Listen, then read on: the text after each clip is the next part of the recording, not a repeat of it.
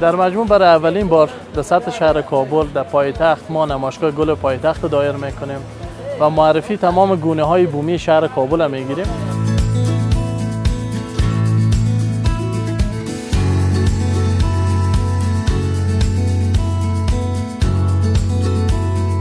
ما تقریباً در اینجا 1.5 گلدانگل نمایشی که هر نوع گل می باشد، یعنی گلایی هستند که تولید وطن ما هستند.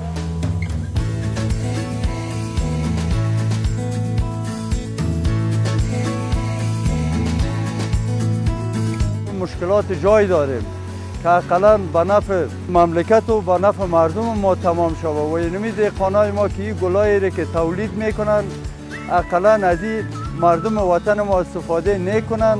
گلای با کیفیت و بسیار گلای خوب هستند.